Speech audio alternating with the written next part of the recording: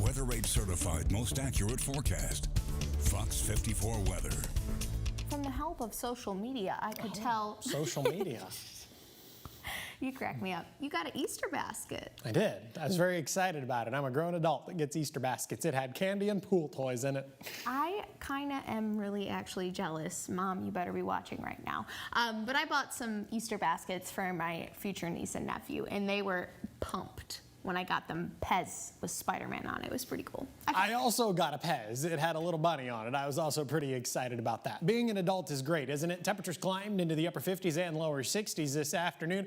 A far cry from where we should be as we get into the later part of April. Average high temperature this time of year, right around 75 or 76. We only saw 59. Arab and Albertville, Scottsboro saw 61. Athens and Decatur saw 61. 59 for both Pulaski and Fayetteville up in southern Middle Tennessee. Think a stiff north wind to those cooler temperatures and a fair amount of cloud cover. Cloud cover hung with us through at least the lunch hour and even a little bit beyond the lunch hour. It wasn't until 2 or 3 o'clock that a lot of that cloud cover finally began to break up and we got to enjoy some sunshine with some pretty blue skies. Fantastic time lapse there from the top of Montesano. We're going to maintain that clear sky as we head into the overnight. Wind's also going to back off just a little bit. What does that mean? That means we're in for a night of great radiational cooling. You're going to need to put an extra blanket on the bed because temperatures are dropping into the mid and upper 30s. Now, I've had this question a couple of different times on my Facebook and Twitter. Is widespread frost going to be a major concern across North Alabama and southern Middle Tennessee? The answer to that question is a very simple no.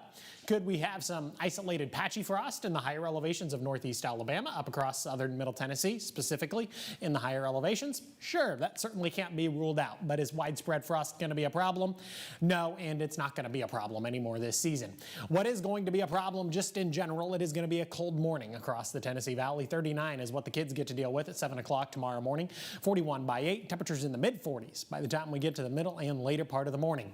Definitely going to need a heavier coat tomorrow morning. You might want to switch the heavier coat for a lighter jacket as we head into the afternoon because despite ample sunshine tomorrow, temperatures really aren't going to warm up. We're only climbing into the upper 50s and lower 60s. I've got a high right around 62 degrees. Again, a far cry from where we should be this time of year, but we're going to get there. Once we get to Wednesday and Thursday, temperatures begin to warm somewhat dramatically. By the time we get to Friday through the weekend, the early part of next week, now we're talking about temperatures consistently in the low and mid 80s. I also don't have a whole lot in the way of any sort of opportunity for rain across the Tennessee Valley. A very small chance on Thursday. I'm probably going to end up taking that out, and then other isolated opportunities once we get to Sunday and Monday of next week.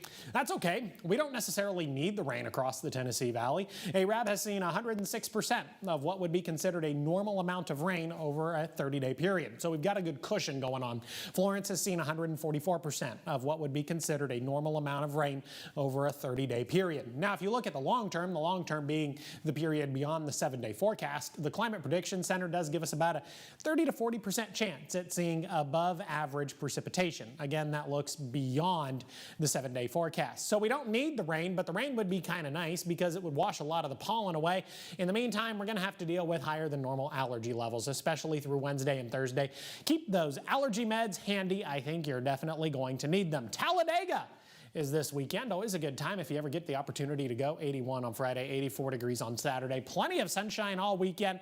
85 degrees by the time we get to Sunday. Definitely going to be a warm race day down at Talladega. Mid 80s through good majority of the weekend into the early part of next week. Little opportunities for rain. All in all, a very quiet 7-day. That's all I got for you this evening.